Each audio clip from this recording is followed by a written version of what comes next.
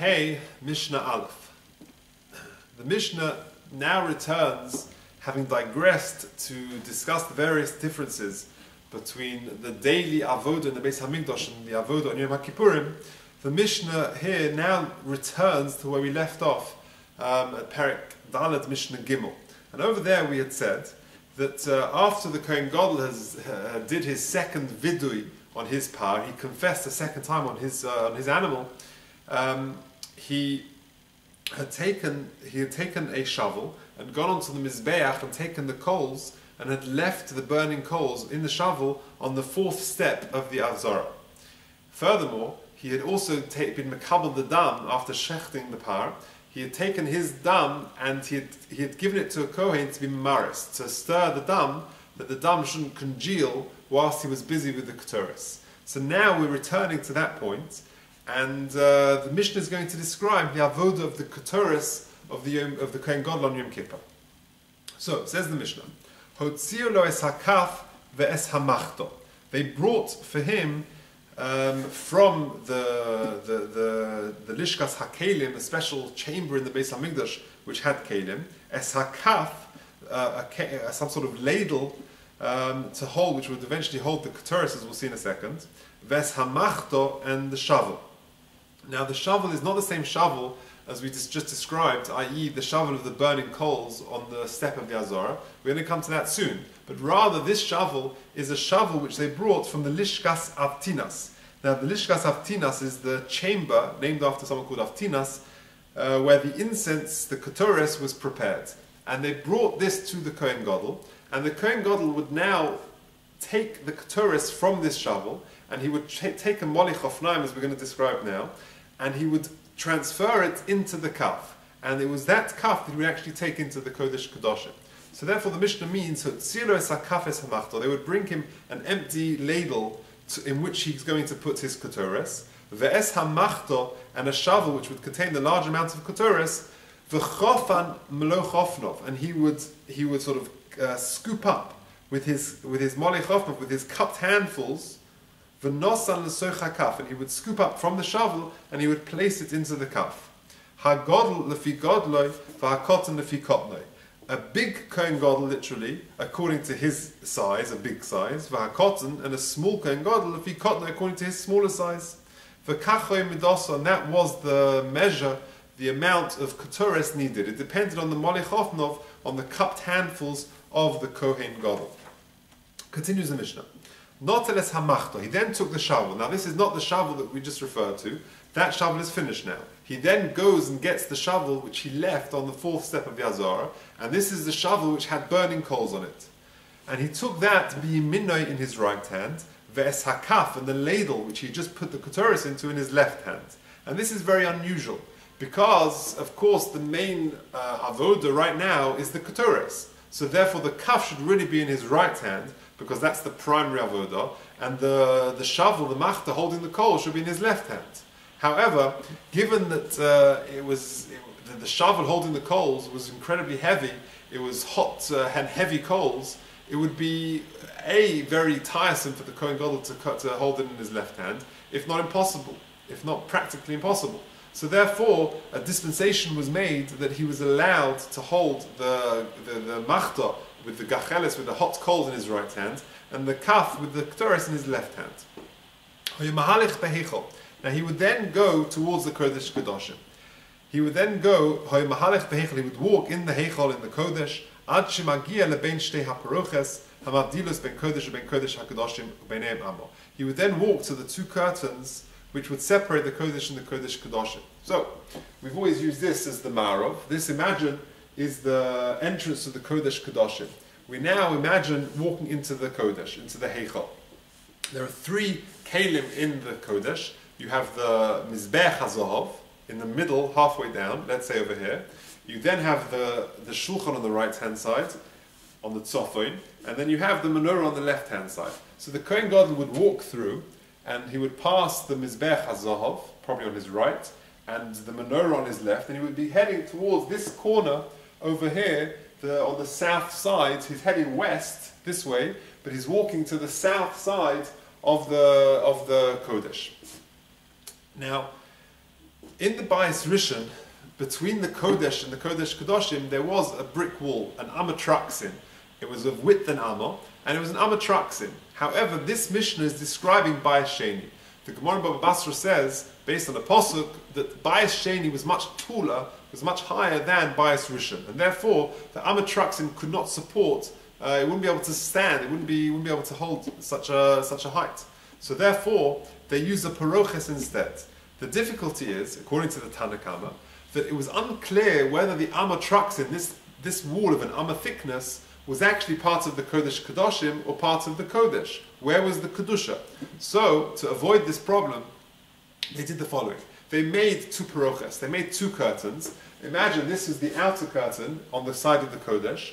There was a gap of an Amma, and then there was another paroches. And the Kohen Gadol would walk from this side, and this corner was peeled back, and he would walk through, and then there would be another curtain.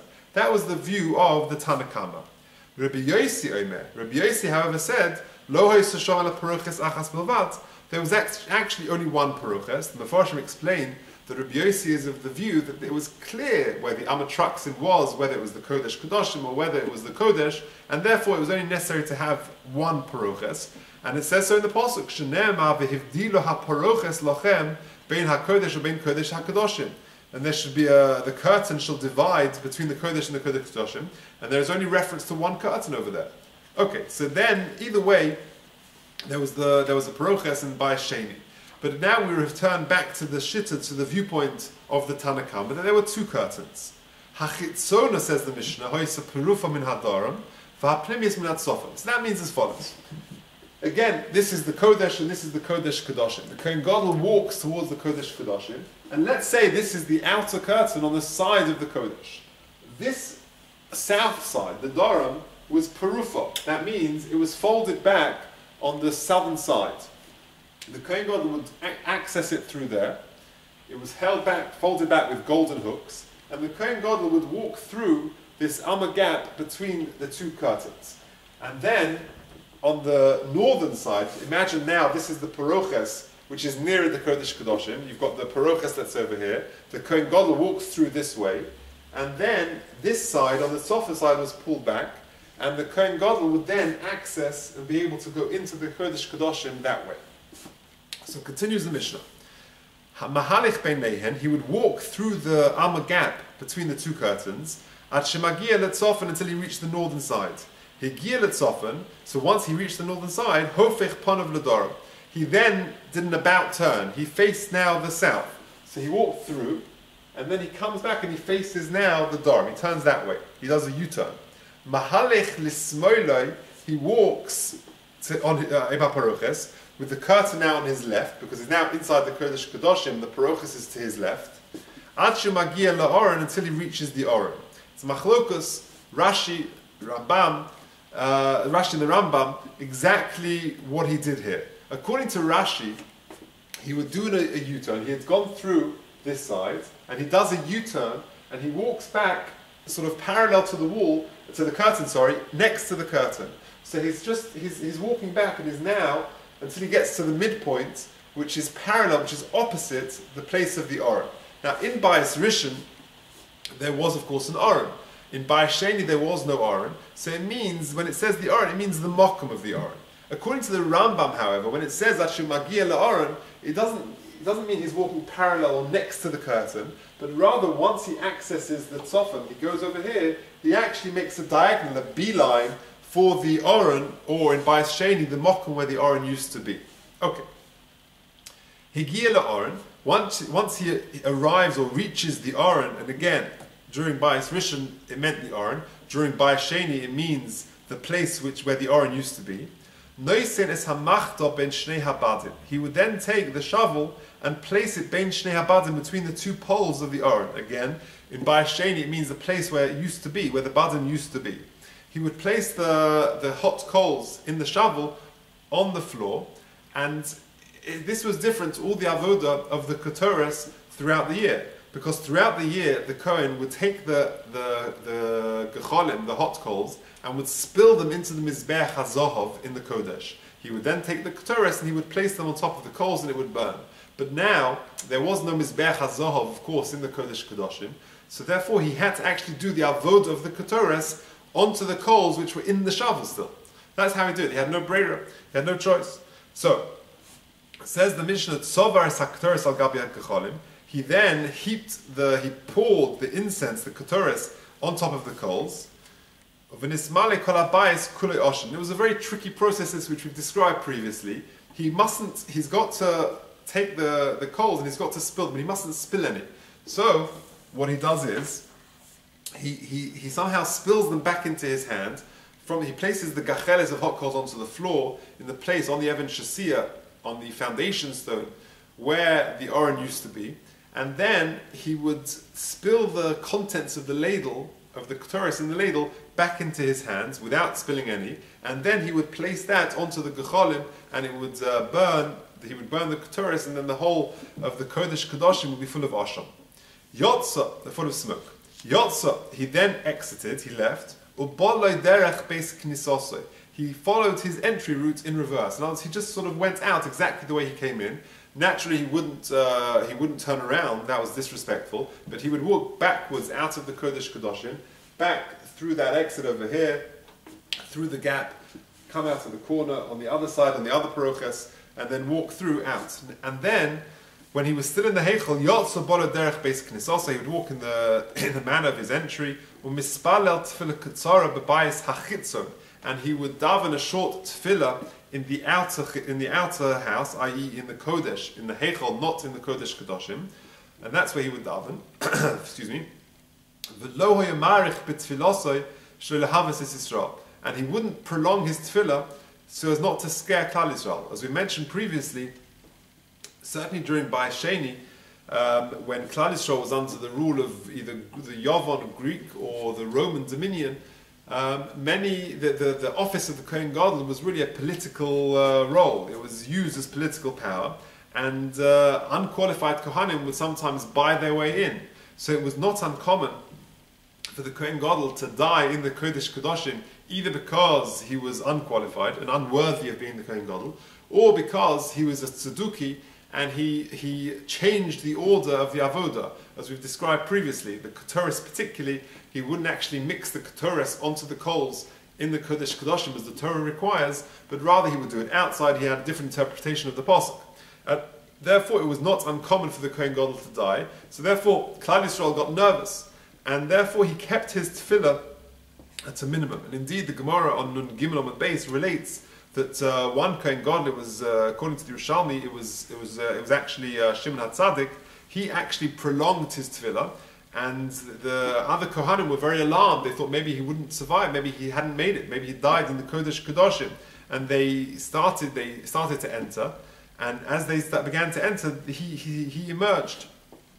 And when they said to him, why did you prolong your prayer? Where have you been? He said to them that, listen, I was davening for you, and I was davening for the Beis HaMikdash not to be destroyed. And they said, Afal Pikin, you shouldn't have done it, because it says in our Mishnah, Tefillah Ketzara, a short tefillah, and Shelo Lahaves Es Yisrael. So he did a short tefillah. Now, what was the nature of this tefillah? So the Gemara, again on Nun Gimel Amud Beis in Yomא, tells us what the tefillah was. And this is the tefillah. Yehi ratzon lefanecha Hashem Elokeinu v'Elokei Avosenu. May it be your will, Hashem, Sheteheshana haba oleinu, that this year that comes to Klal Yisrael, V'al Kol Amcha Beis Yisrael, the whole of Klal Yisrael, b'chol makom shehem, wherever they happen to be, im shechuna, if it's meant to be a hot year, then geshuma, let it rain to counteract that heat. V'lo ya'adi avid shulton mid Beis Yehuda, and may the sovereignty, the shilton, not be removed from the house of Yehuda. Now, during Bayis Rishon, this is meant quite literally, because there was still Malchei Beis David, there were still kings from the house of Yehuda, descended from David HaMelech, so it refers to them. During Bayis Sheni, this is a reference to the Reish Galusa. The Reish Galusa is actually the leader of Klal Yisrael who resided in Bovel, and he was descended from Malchus Beis David. He had a sort of a semi-royal status, and it's a reference to them.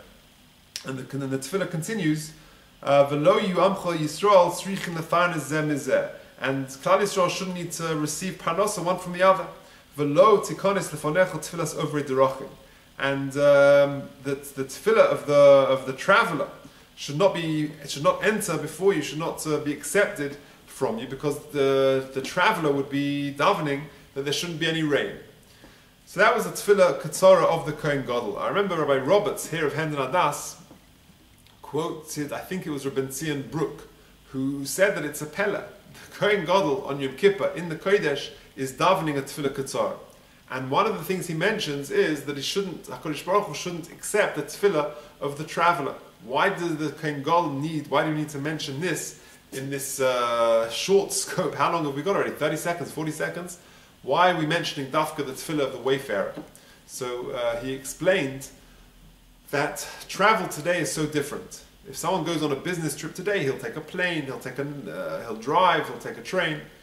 But in those days, someone who traveled was facing the elements. He would go out into the wilderness, he would face uncertainty, who knows what would be. And he was literally taking his life in his hands. And therefore, the tefillah of the over derech of the wayfarer, of the traveler, was very genuine, was very heartfelt.